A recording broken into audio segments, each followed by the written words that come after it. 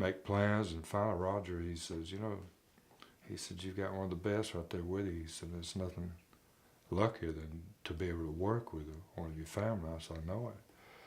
So Roger wanted to kick back a little bit, and Tina was slowing down or not doing concerts, so he wanted to stay in Australia where he had two beautiful little girls, and they were growing up so fast he wasn't even getting to see them, So Jody took over my part, the management part, and as a matter of fact, I think I'm gonna have to have a talk with him because he's really cutting into my fishing time and laying back. Because it's every time I turn around, man, he's got me in Europe or Australia or Texas or wherever. It's like, it's all fun. It's good though. It's great to be able to work with your kids. Now Michelle, the girl, she's in LA. She's a writer, songwriter, does a lot of commercials. Jim Bob, my oldest son, is at the ranch in Arkansas. He runs the cattle and horses. He's the cowboy of the whole bunch. But anyway, everybody's kind of involved because everybody's always inspired me and been behind me, There's never been any situation where if I wrote something or cut something, that one of them wouldn't call and go, when's that new? When are you going to make a tape of that? I need to hear that. Or one of my buddies needs to hear this. And, it's always kind of pushing you on all the time. So everybody's in it. Tony Joe, how do you handle the legend status? Because you have become a legend in your own right. I hadn't never really had to handle it because I never have really believed in them or thought of it that way. So I have never had to handle it. I've never had to give an award speech because I don't really believe in awards. And it's like I've always just had this clear thing of the songs and your guitar and the crowds.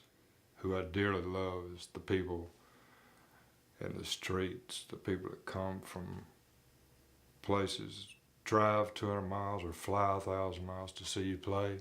That's always been the thing for me. And people kind of get into that legend word here and there, but I don't think about it. What are some of your interests outside of music? I still love my horses, and fishing and golf. I love to play golf. Those three things, when I am off, usually would take it up, because when I do have some time off, like I was working the day before yesterday with these two colts all day long and just men them going at it in this round pen, and all of a sudden it was dark, I got out there early, and I thought, God, how quick can 10 hours go by just like that, because you're just doing something I can play and enjoy it too, music, time will go by fast, but anyway, when I go at it, it's pretty hard, whether it's fishing, golf, or horses. And the golf thing is like, I'm a real fan of Bobby Jones and the old-timey hickory shaft clubs, And I use hickory shaft. I've managed to put a set together through the years, and I'll play at that Willie Nelson Dale Royal tournament every year down in Austin, and where they raise money for the kids. And Ben Crenshaw, he's in it.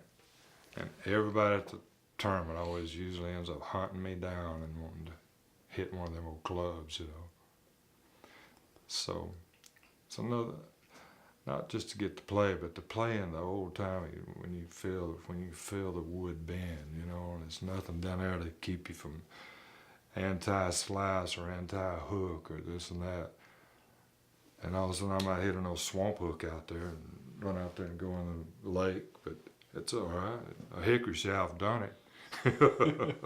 Not a $1,000 graphite no hook club. What's your handicap?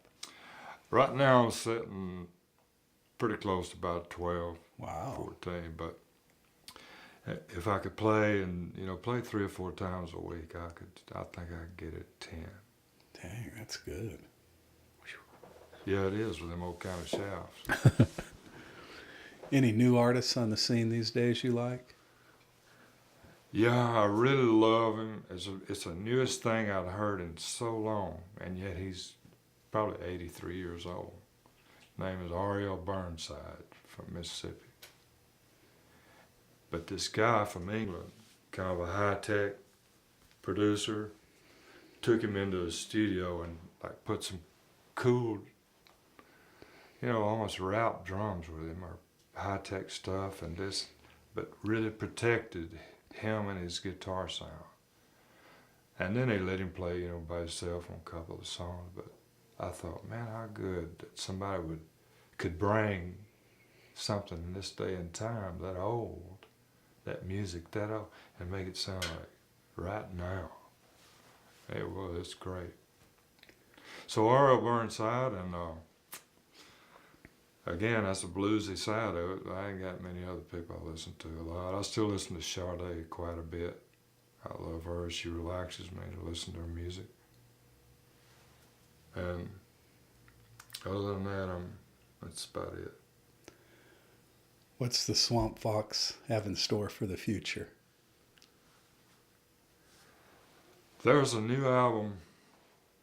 There's another acoustic album that I hadn't mixed yet that we're going to put out. And right now, Jody is working on this album that if he can pull it together, it's going to be an unbelievable happening because I don't think it's really been done.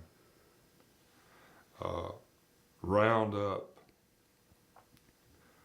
12 to 14 of the artists over the world that's done my songs, and us go in the studio together and do the song each.